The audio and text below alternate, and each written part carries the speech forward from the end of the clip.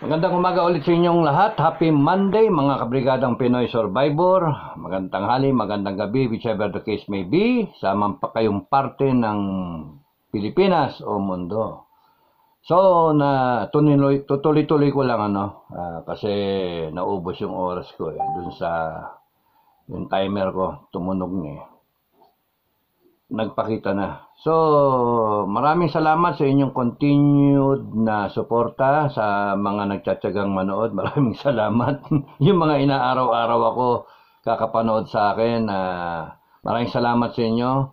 Doon sa mga bagong subscriber, thank you so much for subscribing. You can check out the playlist. Dalawang klase yung dalawang leg, isang Pinoy Survivor, video, 1, 2, 3 onward, yun yung buhay ko.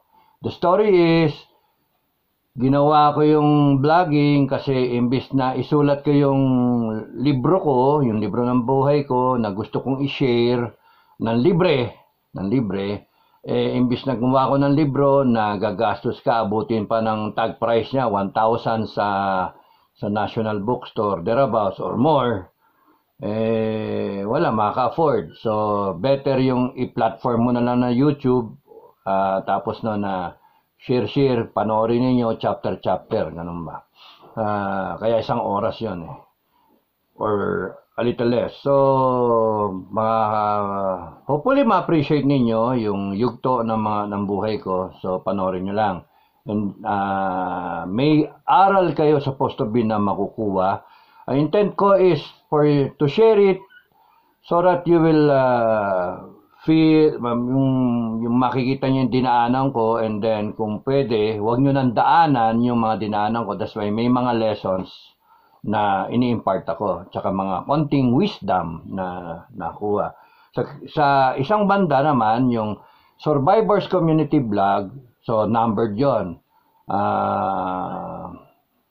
Survivors community vlog number blah blah blah. Yung isa video, ito vlog number 1 onward. Tungkol sa mga sagot-sagot ko at sa mga issues na gusto kong talakayin. Sometimes kasi nung kukonti pa lang kami, nasasagot ko pa lang to the letter yung mga query ng ng ating mga subscribers. So ngayon, hindi ko na masyadong masagot kasi dami, Pero I appreciate na nagtatanong pa rin kayo. If I do find time, masasagot ko kayo. Kundi dito sa vlog mismo, dun sa mismong And for those greeting me, well-wishing, mga ganon, maraming salamat sa inyo. At yung nagpapadala pa ng mga super thanks, maraming salamat sa inyo. From the heart, much appreciated. Much appreciated. At saka dun sa mga suporta, may mga gustong magtakbo ko, magpolitika, magalit kayo sa akin. Galit kayo sa akin, mga walang iya kayo, gusto nyo akong bawian. Hindi naman kayo troll, Sir, takbo kayong congressman, sir, takbo kayong senator, na walang iya. Alam nyo, mahirap kasi yung ganyan paano ko ba sasabihin? Ever since ayoko magpolitiko dahil sa ayokong kainin ako ng sistema. Yun yung the best way I can put it, ayokong kainin ako ng sistema. All these years, I remained as idealistic as I can be. I can look at you eye to eye. Na masabi ko sa inyo, hindi ako gumawa ng pera. Hindi ako masa sa gobyerno para magkapera. Hindi ako mayaman. Yung ganun ba? Hindi ako mayaman. So, mami, tutulog na yata kayo. Nihilik. Kita mo, 5 minutes. 5 minutes tulog. Sorry So, manood kayo isang oras sa akin, sigurado tulog kayo. Bangungot pa, buti nyo. So, kumbaga sa mahirap magpolitika. Not because I do not want to, I want to share myself to you guys, to the Filipino people. But probably in my own terms. Mahirap tumakbo, kunyari, kung ako mag-aambisyon ako, ambisyonin ko senator, Ambisyonin ko senator, siyempre, mas marami kang magawa, mas mataas, mas magandang platform. Pero, tignan ninyo naman yung mga binoto ninyo. Natin. Bumoboto tayo every 3 years, bumoboto tayo. Ilang taon na yung resolution number 10? I walked into it. Ayoko naman ba boboto nyo ako, and then I walked into it, and then kahit gustuhin kong palitan yon, I will be voted over by 23 other guys. Kahit makakuha ko ng 5, 6 kami, o 7 kami, o 10 kami, there will be other guys. 13 at 14 other guys. Kung 10 kami, 14 other guys saying, no. Diyan kami kumikite. Ang tagal na natin gusto ng death penalty, yung mga binoto ninyo, hanggang ngayon, hindi nagagawa yung death penalty. That's why the system itself is corrupt. Now, if you put me there, if I do volunteer, na masmasan ako, putragis, gago talaga itong Pilipinas, wala nang pag-asa. Sige, I volunteer myself to do something about it. Tatakbo ko kunwari. You will put me there, and then in a few years, I will be as corrupted as these people. Kung baka sa nandun yung virus. So, palaisipan yon. I do not want to go into the lion's den, and then I'll end up corrupted, or I will end up doing nothing. It has to be an executive level position, be it an agency, kunyari, na you can do something about it. A graft-ridden agency, pwede pa siguro. Pagpapatayin ko lahat ng tao doon ng mga gago, pwede. Na malinis. O ako yung papatayin nila, no? Or ako yung gagawa nila ng kwento para matanggal ako. You see, the system is so corrupt na kahit ikaw, wala kang magawa. That's why ang paniniwala ko, if you really do want change in government, it has to be something na kakaiba doon sa sistema. It has to be something na, ayokong sabihin sa inyo ayokong sabihin sa inyo yung iniisip ko, not now. Kasi pinapanood ko kung ano yung magiging developments in this few months, no, to come, or in a year, no? Gusto kong makita. Because right now, ang thinking ko is, from 1986, the military did try to intervene. Na ngayon gusto nyo, 2024, the military will intervene. So, we're back to the same cycle. Ilang taon na, 38 years. Ano nangyari? Hanggang ngayon, nandun pa rin tayo. Di na tayo naikot. Doon pa rin tayo. We want the military to intervene. And I'm telling you, the military cannot intervene basta-basta.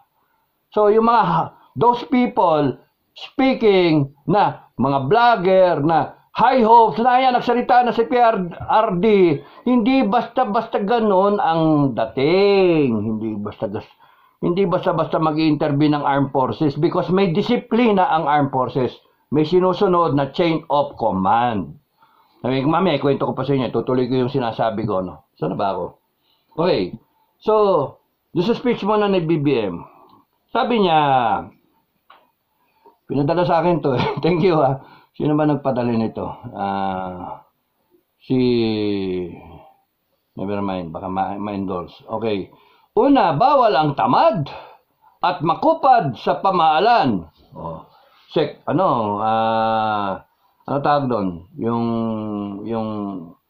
Yung iniisip, no, at the back of my head. Sino ba ang tamad? Sino ba ang tamad? Walang puwang ang mga mabagal at sagabal sa serbisyong politiko. Di, ikaw, BBM, ang may problema. Ikaw ang tamad, ikaw ang mabagal. Nangyayari na lahat, nagnanakawan na ng pera, nag-PPI na, nagnanakawan doon sa loto, may nananalong ewan, di may mga question na nga, nag-investigate yung Senate alam ka namang walang nangyayari doon, nag-investigate yung Senate tatamaan yun ng 5 jackpot in less than a month. Something's wrong. 1.7 billion augmented na premyo, na jackpot. Nandun na sa bulsa, nasa bag na ng gobyerno, ng loto. 1 month ago, ipapasa na sa National Treasury. Aba, nag-decide pa, without you knowing, BBM, bawal ang tamad, bawal ang, hanip ka, bawal ka, babagal. Ano ba yung ginagawa mo ngayon, mabagal ka eh? Sorry, BBM ha. Pangalawa, bawal ang mga hindi tapat at mga nangungulimbat kapag pera ng bayan ang nawala dahil sa katiwalian ang mga taong nito paglalaanan sana ng pondong naglaho ang ninanakawan. Sa bagong Pilipinas, bawal ang waldas. Eh, loko-loko pala kayo eh. Bawal ang waldas, eh, panay ang biyahe nyo. Yung pinsan mo eh, ano yung birada nila? 2.066 billion budget ng travel expense ng Congress 2023. Nagastos 39.7 million. Okay? Tapos, porque nagastos 39.7 billion, di ba it follows na may sukle, may sobra sa napunta? Question mark. Gayon, di nyo pa sinasagot yon. Eh may balita na nagbigay ng tigalawang milyon para sa lahat do sa 316 congressmen, amounting to 600 plus million pesos. So part of that. At ngayon nagbabayad ng, meron pang sabi 20 million kada distrito para lang magpapirma, at nagbabayad ng from 100 pesos to 1,000, 2,000 pesos para lang pumirma yung mga tao. Doon magaling yung pera. So question mark. Tapos nag-budget pa ng 2024. Imbis na bumaba yung 2.066 billion, Mr. BBM, ngayon naging mas malaki, 2.183 billion. Ang nagamit lang is 39.7 million sa travel ng congressmen. Tapos nun, pinakulong sila ka Eric kasi tinatanong nila, mga, sarap ninyong tirisin. Panay kayo mga walang kwentang mga opisyal ng gobyerno, BBM, kasama ka doon, it is your command responsibility. Abe, hindi ako tumakbo ng presidente, ikaw, binoto lang kita. Binoto ka namin, 31 million. Tapos ngayon, you have the gall to say this na bawal ang mabagal, bawal ang tamad, bawal ang waldas. Diyos mio, gagamit ka ng helicopter eh. Pumunta ka dun sa Linchugan na concert na yun eh. Iniwasan mo yung traffic eh. Dapat eh, kahit sinabi sa iyo ng PSG, sasabihin mo sa kanila, o nga eh, much appreciated yan, iwas traffic, pero kakaya. Sige, doon tayo sa traffic. Para daman-dama mo yung hirap ng tao sa traffic. Palibasa kayo, mga pinapasasa kayo ng pera ng taong bayan. Doon kayo. Panay kayong mga kurap eh. Lahat kayo, waldas kayo. Kaya nga, itong sinasabi mo, too late the hero. You should have launched bagong Pilipinas na movement. Nung ikaw ay naupo, nung first year mo, within 3 months time. Kasi kung alam yung ginagawa mo, right there, sabi mo nga, I want to hit the ground running. Sabi mo yun sa interview. Naniwala ko sa'yo. You want to hit the ground running. Alam mo na yung ginagawa mo. Aba, nung kinuha mo yung agriculture, wow, President, Secretary of Agriculture, alam niya yung ginagawa niya. Siguro masosolve na yung problema sa agriculture. Ay, walang niya. Linchugan. Wala nangyari, wala. May smuggling pa rin. Taas ng presyo. Wala. Kaya nga walang panay ka salita. Panay salita. Sorry BBM. Sana may masmasang ka.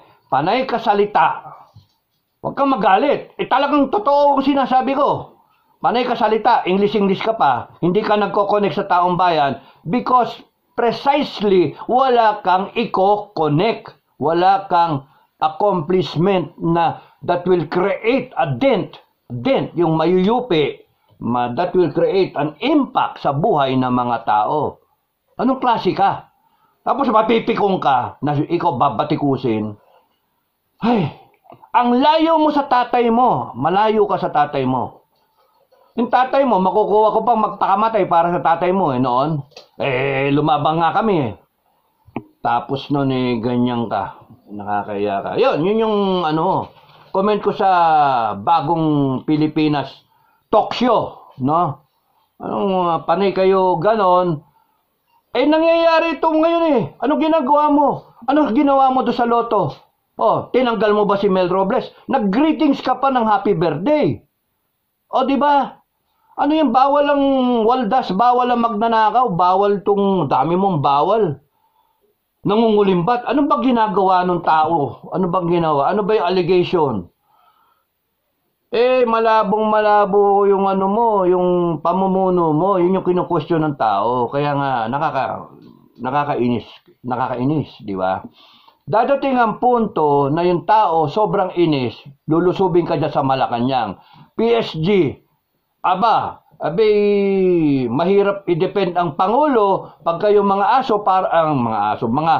tao parang aso, parang zombie, naglalaway, gusto kunin ng presidente at ilabas dyan sa Malacanang. Anong gagawin nyo? Babarilin nyo yung mga taong bayan. That's why dadating kayo doon sa punto, you will have to make a choice. Kanino kayo loyal? Presidente ng Pilipinas o mga taong bayan na naghalal sa presidente ng Pilipinas? Anytime the people can come in and take that power away. Tatanggalin yung bangaw sa ibabaw ng kalabaw. Yung kalabaw na hirap mag-araro para buhayin yung farm. Para buhayin yung mga pananim. Para buhayin ang gobyernong ito. Galit na galit yung mga OFW natin. Galit na galit ang mga Pilipino. And yet, you have the gall to say na bawal ang mangungulumbat ng pera. Bawal yung mga abuso sa pera. Yung mga magarbong masyado. Ano ba ginagawa nyo pa rin? Party kayo sa Malacanang. Kainis kayo. Because you do not really care kung ano yung sinasabi ninyo. Panagbitaw na salita, pero hindi naman yung ginagawa nyo. Habang nagsasalita ka, ongoing yung PI. Yun na nga yung binubuta sa'yo ni PRRD. Yun yung sinasabi ng mga kritiko mo na, ay, Mariosep kayo. Na PI kayo ng PI, put. May juice, putang inaglas. Putang inaglas. Masarap yung juice. Grape, no grape. Putang inaglas. Okay. Juice lang. So, Diyos ko Lord. You say something but you do not mean it. Yun yung dating sa akin. Sa akin lang naman. Pwedeng ibang tingin na ibang tao. Well, good for you. Kung sa tingin ninyo, wala yung resolution number 10 na yan, wala yung sa loto na yan, wala yung sa PI9, bahala kayo. BBM, majority wins, di ba? But, as the days will unfold, and the people will more and more proclaim their withdrawal of support for BBM, delikado. That will put the armed forces in a quandary, in a dilemma. Yon yung aking tinalakay kanina na yung senaryos, 7 senaryo. Okay? So, balikan ko, nasa 1986 na tayo. Intro pa lang yun. Intro pa lang yun. So, 1986. That's why, after ng February Revolution, okay, para malinaw, over the history, our history, may sinasabing mga mutiny at kudeta, no? Military adventurism. One in 1986, I think that was the first time na talagang grabe kasi resulted to People Power Revolution, EDSA 1. People Power Revolution. The Philippine Revolution. Dati yung Philippine Revolution against sa Spaniards, madugo yun. Talagang lusob. Lusob sila, kawayan, itak, mga ganong bosibat. Lusob sila. Kailangan gumamit ng panay sibat lang against yung mga Springfield ng mga ng Kastila, yung mga pickbom. Oh, ang daming namatay. Tapos na tayo doon. Ayaw na ng ano, kadalan-dala na tayo doon. Ayaw natin ng ganong klase. Excuse me. Ayaw natin ng French type revolution. Yung guillotine. Pupugutan ka ng ulo in public. Pero ang sarap sanang imagine, ano? Lahat ng corrupt, ganon. Ayaw natin ng cultural revolution ng China ni Mao Zedong. Lahat na may intellect, lahat ng marunong, pinakatay. Ayaw natin ng ganon. Kasama ako doon, kakatayin ako. Ayaw ko ng ganon. Tapos yung ruling party, yung Politburo, sila yung magpapayaman and all that. Tapos at the expense of the Filipino people. Ayaw natin ng ganon. Anong gusto natin? Gusto natin peaceful transition. Not even a revolution. Okay? Ninawin ko yun, ha? Ninawin ko yun.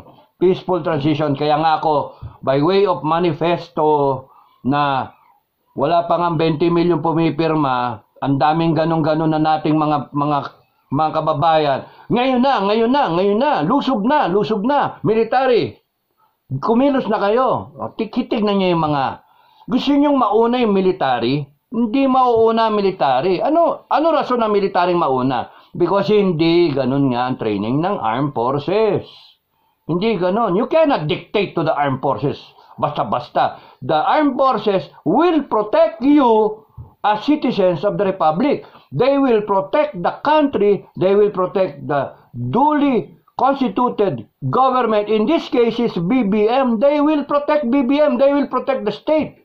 And you who intend to do all this upheaval, you will be in jail. Nasabi ko na sa inyo. Why? Because ilan lang kayo. No? Yun yung reality check. Kailangan overwhelming kayo. Now, are there instances in history na overwhelming? February Revolution, example. Estrada, Auster, example. Dalawa yon. EDSA 1, EDSA 2. Bakit pumasok ang armed forces? Bakit nandiyan yung armed forces? Mas pronounce yung 2001 nung kay ERAP. Bakit? Kasi nauna yung taong bayan. Nag-decide mag-withdrawal of support. Okay? That's why yung una kong vlog, in-explain ko yung options, yung scenarios na nakikita ko, pito. Explain ko mamaya further. Baka makalimutan, maubos ang oras. So, ang mga mangyayari, mga kababayan ko, hinihintay ng armed forces. Kaya ako nagsasabi lagi, armed forces, intact lang kayo. PNP, intact lang kayo. Yun ang alagaan ninyo, intact kayo. Bakit? Kasi pagka kinakailangan kumilos kayo, whether for or against, hindi natin alam kung saan kayo papanig. Intact kayo. Bakit? Ang iniiwasan natin magbitak kayo kasi one portion is so corrupted, the other portion is so idealistic, mag-aaway-away tayo. Magpapatayan tayo talaga. Yon ang iniiwasan kong mangyari. Palakpakan. Kasi pagka nangyari, maraming mamamatay.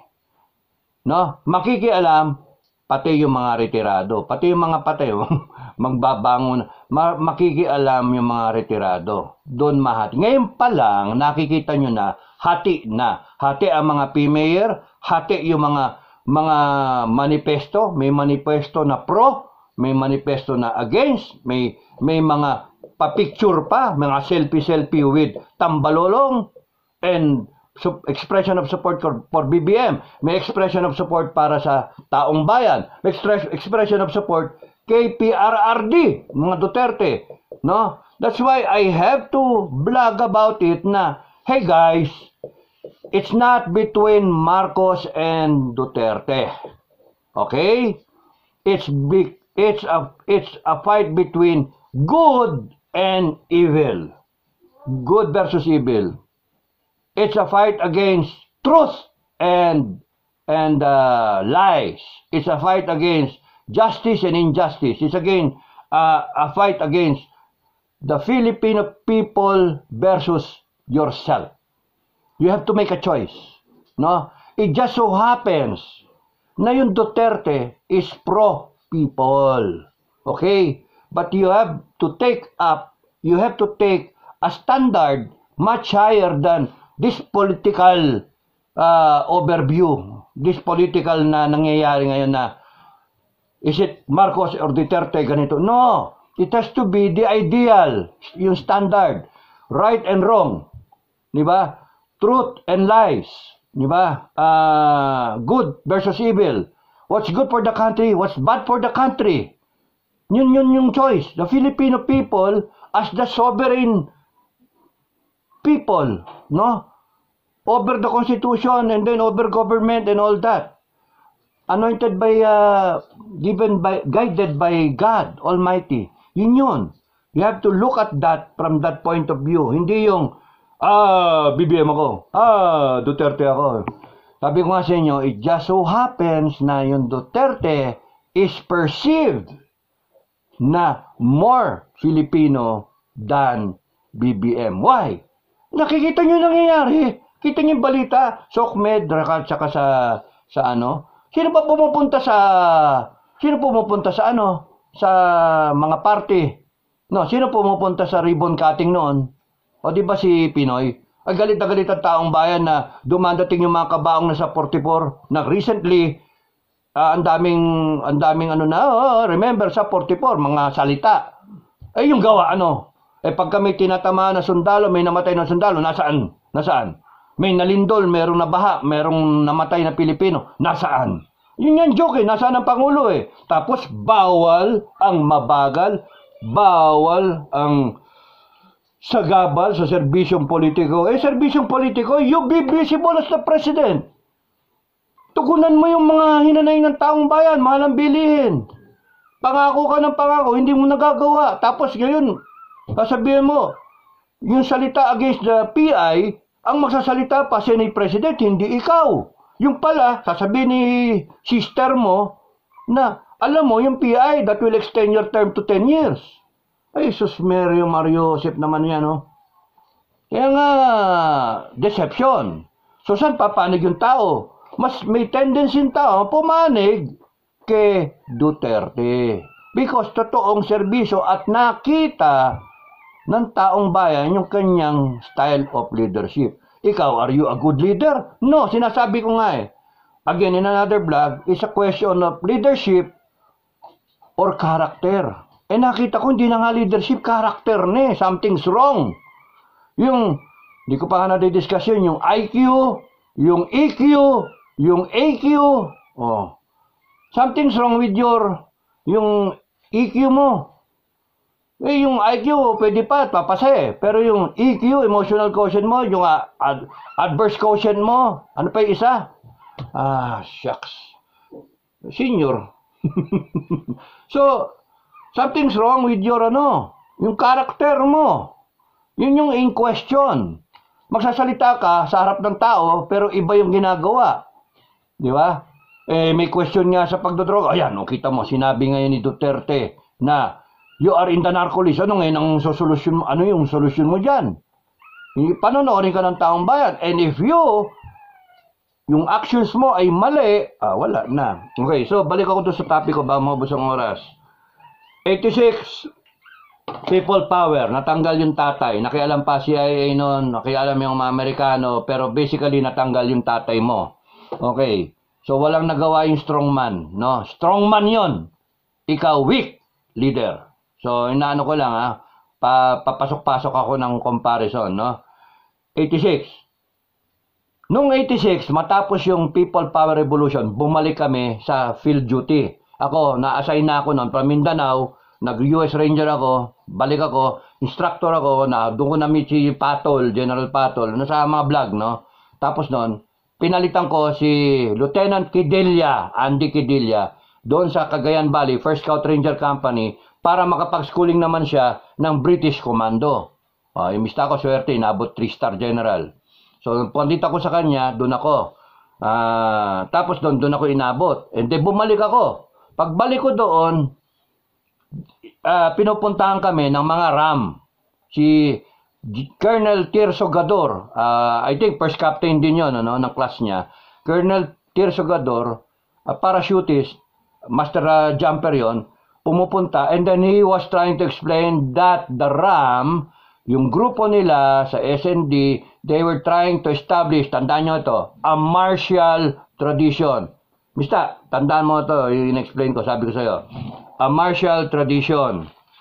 Such that, every time, yun yung summary, every time, when the armed forces think or feels that the politicians are not functioning properly, dysfunctional behavior, and nahihirapan ng taong bayan, papasok ang armed forces to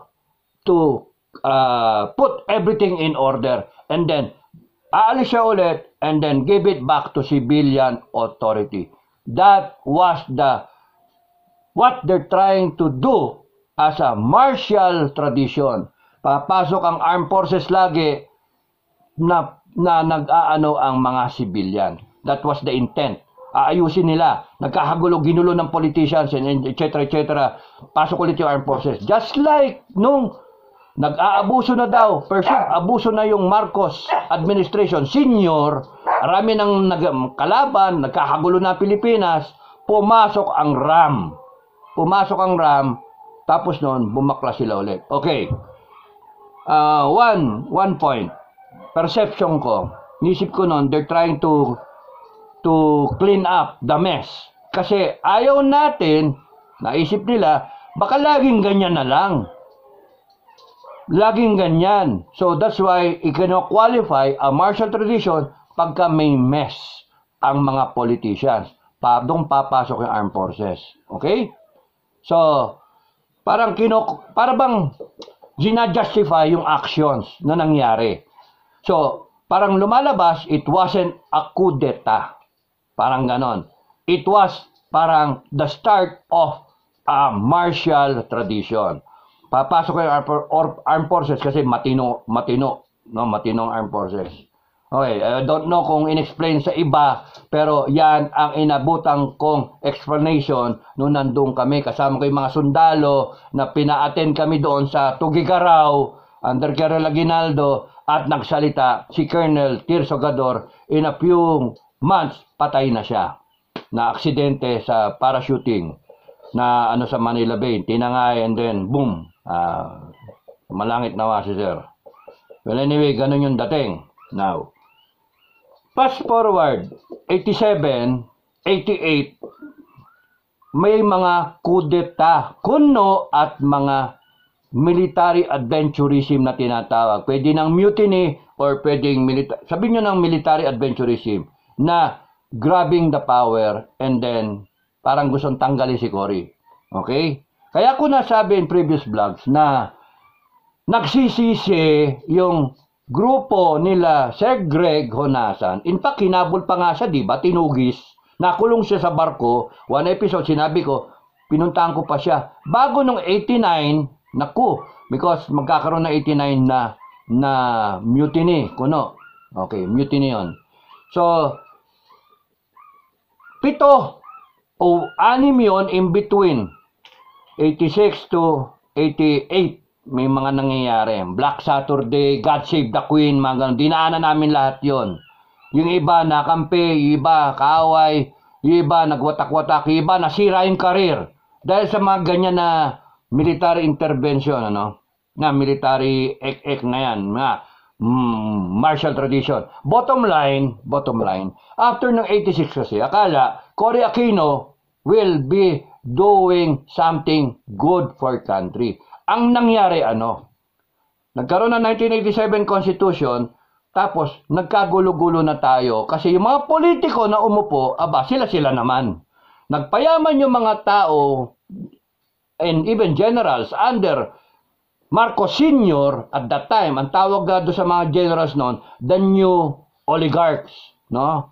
The new businessmen o whatever. Kasi sila nakikinabang. Nagalit ngayon yung ibang nasa junior. Sila nag-overstay in power. Yung mga junior, wala nang pag-asa na umakyat na maging chief of staff. Kasama doon si Ramos, kasama doon sila, etc. etc.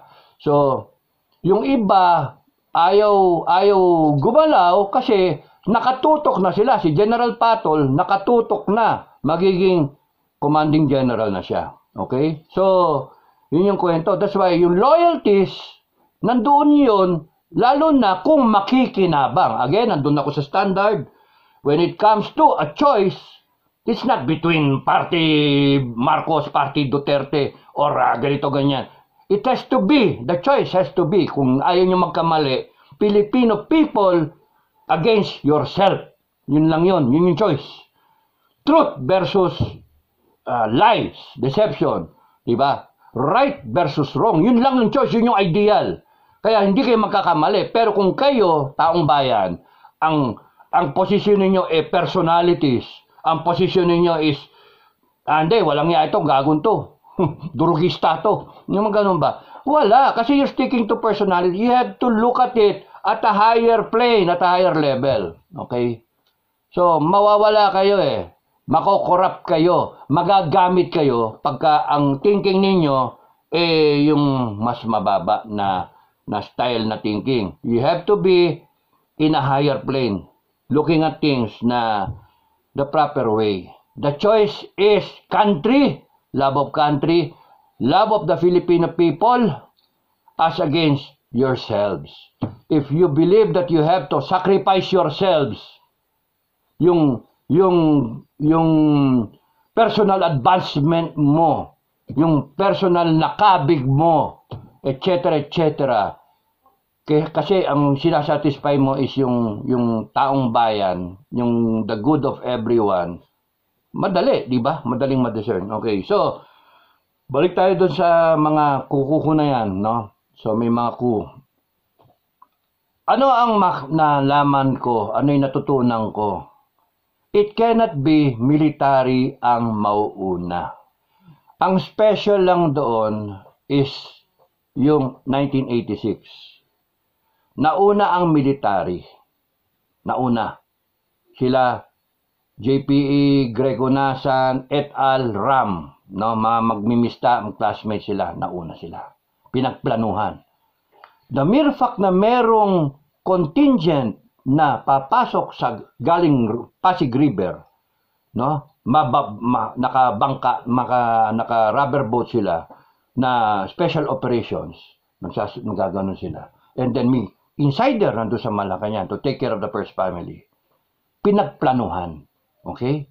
Na-boljak Wala pang maharlika nun. Na-boljak sila, tapos nun, retreat sila. Tapos sana sila Tapos sila.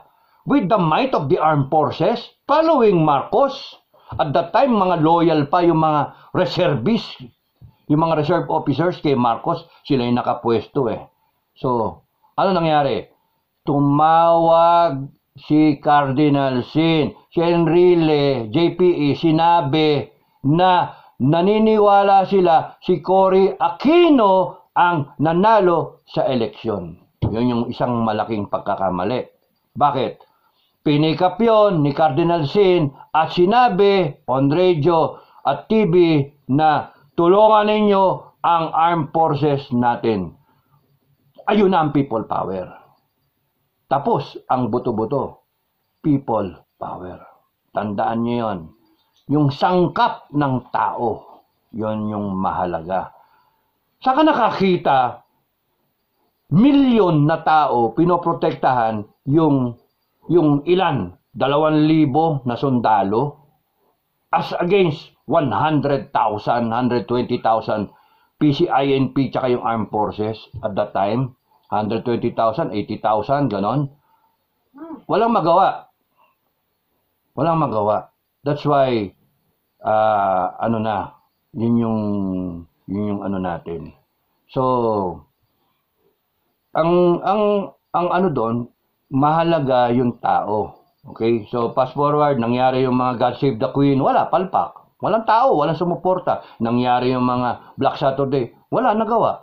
Kasi, loyal yung armed forces kay Cory Aquino. Na loyal. Ano nangyari nung 89, pinakamadugo. Loyal yung armed forces kay Cory Aquino. Granger na yon, unit namin. And ako, I have to decide which is which. No, which is which. Ayoko ng patayan, ayoko ng ganyan. And I was supposed to be in Mactan to head a ranger company para i-take control yung Mactan Airport. That was my yung tasking ko. Pero hindi. Pinili ko pamilya. Pinili ko yung pamilya. Bakit ako papasa inyo? Tagal-tagal ko na. Okay lang eh. Ang hiningi ko lang, 1 linggo lang ako with my family, yung with my baby Tapos nun gusto niyo i-assign ako basta-basta. Never naman ako nagreklamo sa combat duty Hinahanap ko nga Yung pala, yung may activity na, may mutiny na. Kudita na actually, papalitan and the thing was supposed to be a military junta. Okay? Military junta. So, yun yung may civilian military junta. Okay? That's there was, alam ko yung mga politicians na involved. Okay? That's how I know the information. So, civilian military junta hindi pumasok kasi mas marami yung armed forces na loyal kay Cory. Why am I saying that? Wala na namang civilian support, natalo. Pero lakas na nun. May tora-tora akong classmate, talagang inupakan yung may air support Cory had to ask for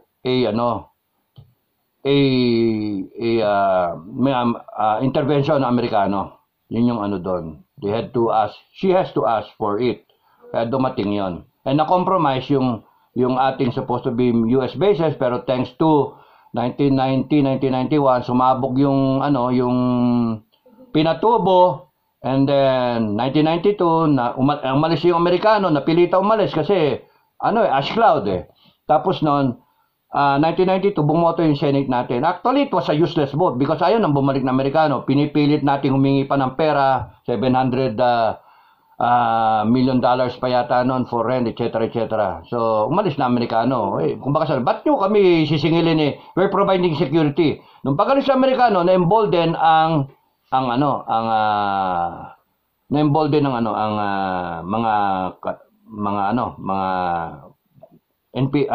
dito, yung mga Chinese, ma-inject, na-embolden sila. Kaya lakas ang loob nila. Starting 1990, they started thinking na they will never be embarrassed. They will work for a strong armed forces. They will not only fight in a war, but they will fight to win the war. Ganon. That's why ang lakas nila ngayon.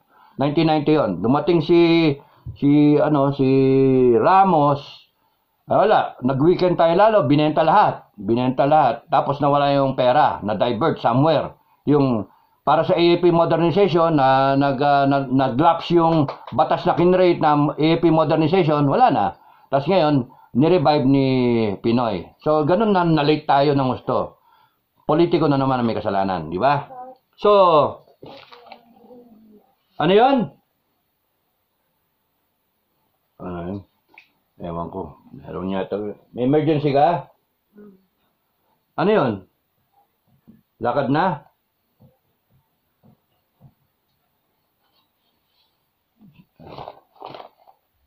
So, timeline. Okay. 1989 na tayo. 89. So, walang people support noon, natalo. Now, 2001, ano nangyari? Nagkaroon ng kay ERAP. That second envelope, yung impeachment ni ERAP, nagalit yung mga tao, ay ilabas, sinalag-salag yon. Pumunta sa kalsada mga tao. And then, ano resulta? Yung dami ng tao na yon, EDSA 2, nag-withdraw of support ng armed forces. PNP tsaka armed forces. Yun yung history, no? So, pinapaalala ko lang sa inyo, pinapakita ko sa inyo. And then 2004, ano nangyari? Kay Trillanes, yung Magdalo, wala na naman nag-support, pero yung kanilang mga hinanaing is against yun sa reformation ng armed forces, yung mga maling palakad sa armed forces, naburo sila yung class 95 sa pakikipigdigma, hindi sila napalitan, napabayaan, etc. etc. So legit yung kanilang complaints, pero do you take a building, yun yung problema. Do you take Makati as in a hostage situation para bumigay yung gobyerno? So again, ayun, talo na naman dahil sa that mutiny did not wala kasing sumunod na tao. So in our history, simula noong 2004, after the Trillanes incident, the Magdalo incident, wala na, hindi na, meron pa, isa, yung kay Danny Lim, nagpaalam sila kay General Senga at that time, Chief of Staff, tapos noon, sir, rally kami. O edi, nakulong silang lahat. Kasi ang gusto naman nila, magkaroon ng military intervention kasi ang dami nagrereklamo na kay GMA, edi nakirally sila, wala silang barel. Yun na naman problema. So, you see, in our history, it is ridden with maraming mga instances na nagpe-play out. Maraming Ang suma total, from 1986 to 2024, 38 years. Tama ba yun? 38 years. 1986, 4, 10, 30, mga ganon, 38 years. Halos 4 na dekada na tayo, and then ganun pa rin. Ikot lang tayo ng gulong, and then reklamo pa rin tayo, no? Against bad governance, against corruption. Pare-pares eh. Now, anong gagawin natin? Nandun na tayo ngayon, anong gagawin natin? Nandun tayo sa 7 na option, 7 na senaryo na sinabi ko. The past vlog. Tapos nun, ngayon, nadidinig natin, nagsasalita si PRRD, protect the Constitution, and then yung armed forces. And then yung iba natin na mga follower, iba natin na mga kababayan, sinasabi, now na. Okay? So, meron akong issue dun sa now na. Yung now na, pagka pupunta ka sa now na, papunta tayong revolutionary government. Pagkahintayin nyo yung 5 buwan na maximum 2 years ang presidente, may invoke yung Constitution through succession. Doon tayo sa scenario number 4. Nag-withdraw yung AFP ng support. Kung doon pupunta yung situation, withdrawal of support ng AFP, constitutional succession, BP Sara will be the president. Ganun yung sa scenario number 4. Scenario lang yan Baka mamaya lagyan nyo naman ng meaning na sinabi ko. Mamaya yung ibang vlogger sasabihin, nagsalita na, Pinoy Survivor. Inultimatum si BBM. So, the scenario number 4 speaks of a timing. A specific timing which is anchored on the Constitution.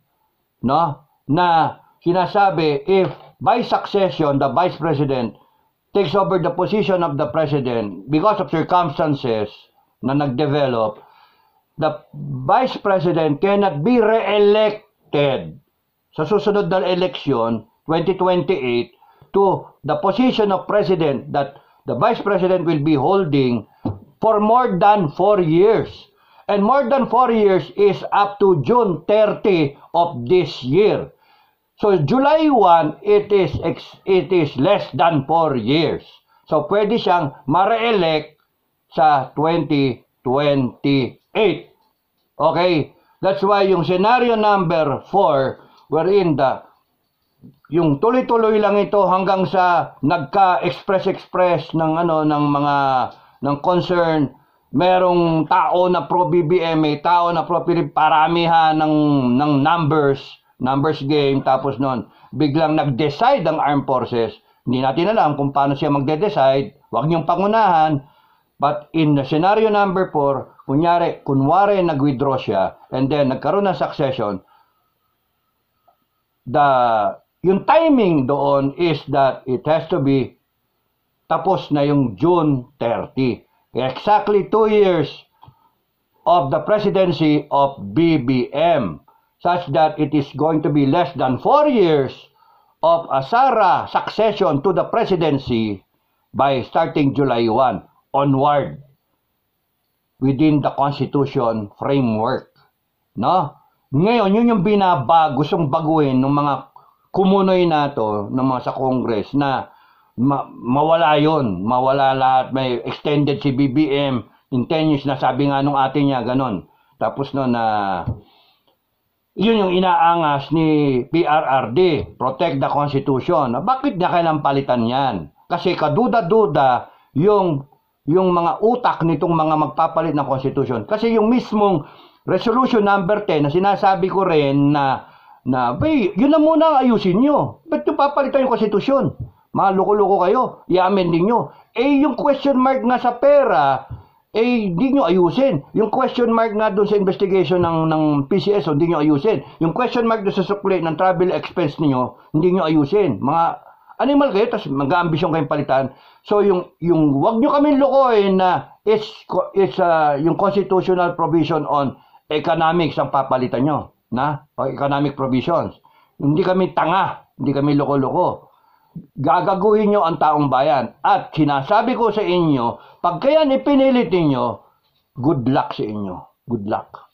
Kaya, eto ngayon, yung number 4, scenario number 4, is different from scenario number 5, 6, 7 because of the timing, the timeline. Yung scenario number 4 na the AFP might, not necessarily true, might withdraw support, depende sa AFP leadership yan, depende sa chain of command, disiplina ng armed forces, no?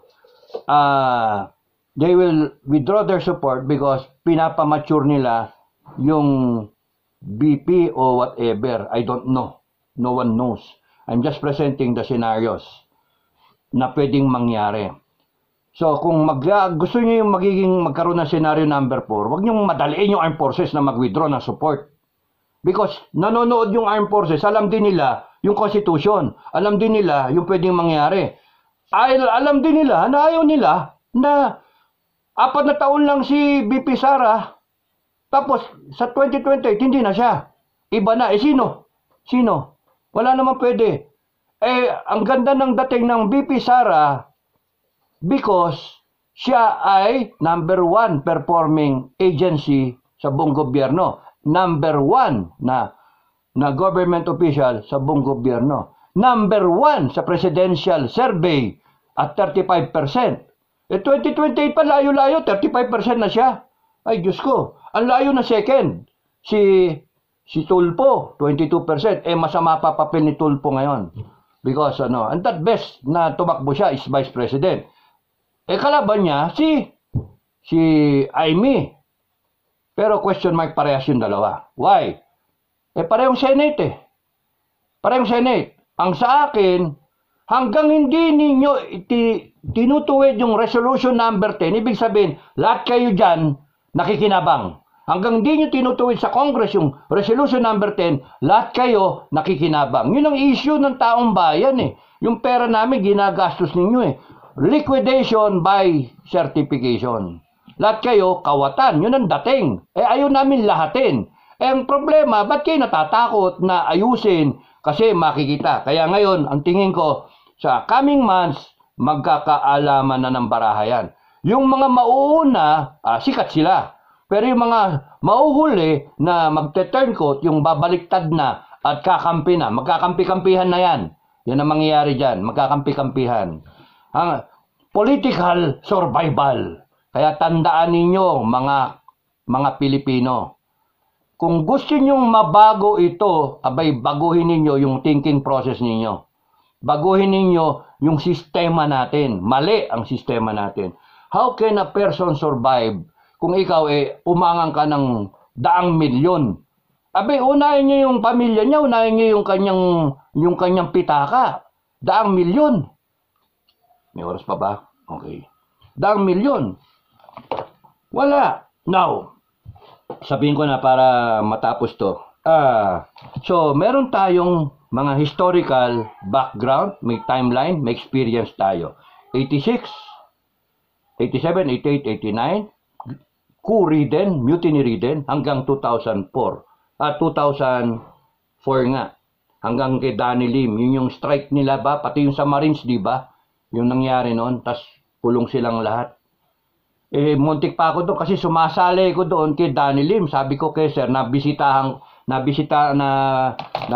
ako doon sa sa Texon. Tapos nasabi nga sa akin na pag-usapan yung Hello Garci, etc. etc. Tapos na anong balak, baka magkaroon ng ek-ek. Sabi ko, sir, sali ko, bigyan niyo ako ng isang seksyon. Okay na sa akin isang seksyon. Sa akin yung Malacanang. Ako papasok doon. At papatayin ko yung mga pwedeng patayin doon. Kukunin ko lahat. Ganun ba? Akin yun. Basta kumpleto ako. Tapos nagpatabi na ako ng mga C4. Nagpatabi ko doon kay Colonel Huwag na sabihin yung pangalan. Baka ma-endorso eh. Oh. Bigyan niyo ako ng isang section na patay kung patay. Yun yung thinking. I will lead them. I will enter Malacanang at that time. Hindi ako sinabihan eh. Maya-maya nakakulong na silang lahat. Mario Joseph nun. Sinabi ko sa kulungan, sir, bakit kayo? Sinabi naman sa inyo, sir eh. Sabihan niyo ako eh. Wala eh. Sila eh. Kumilo sila. Walang barel. They want it done peacefully. Mali. Kasi you're in the armed forces. Yun yung The moment you are in the armed forces and then you participate without your rifles, talo ka. Kasi yung kalaban mo with rifles, no? Pero I'm not injecting anything. Kanya-kanya yan eh. Ako yun, experience ko yun. Kasama yan ang buhay ko. Hindi ko pa naikwento pala yun, Hindi ko pa naikwento yun, Anyway, ganun yung kwento. Now, ano yung nangyayari ngayon? Gusto ng taong bayan na yung armed forces ay kumilos. Okay, yun yung bottom line. Gusto ni PRRD na yung armed forces protect the Constitution, protect the Filipino people. Okay, yun yung bottom line. Sa akin, ang aking comment ay wag nating pangunahan yung armed forces. Ang armed forces, kikilos lang yan pagka nakita niya na mas marami yung tao na lalaban kay BBM. That's the only time. You have seen it in 1986, baliktad pa nga, tao ang nagprotekta sa armed forces. But ang pinaka-glaring doon is yung 2001, yung kay ERAP, EDSA 2. Nakita na yung tao, nag-withdrawal of support yung armed forces. Because any point in time, hindi bobo yung armed forces. Alam niyan yung nangyayari. Complete with intelligence information, intelligence assets. Nababasa rin nila yung nababasa ninyo. Napapakinggan nila yung mga vlog natin, yung mga vlog nila, Mardika, lahat. Naintindihan nila yung sitwasyon. At we came from the same school. No? We trained. So, huwag niyo pangunahan. Para asahan ninyo na sila yung mauuna, mali. Sila yung mauna, kilos na kayo, sagipin yung taong bayan, please. Hindi ganun ang armed forces. Hindi ganun. Ang training ng armed forces, you do not break the chain of command. The chain of command happens to be BBM, CIC, Commander-in-Chief Diba? Tapos nun, down the line. No? Down the line. Pero, sinasabi ko nga, para mas malinaw, may boss si BBM. Kahit siya yung Commander-in-Chief, may commander pa over the Commander-in-Chief, the Filipino people. That's why alam yun ng armed forces.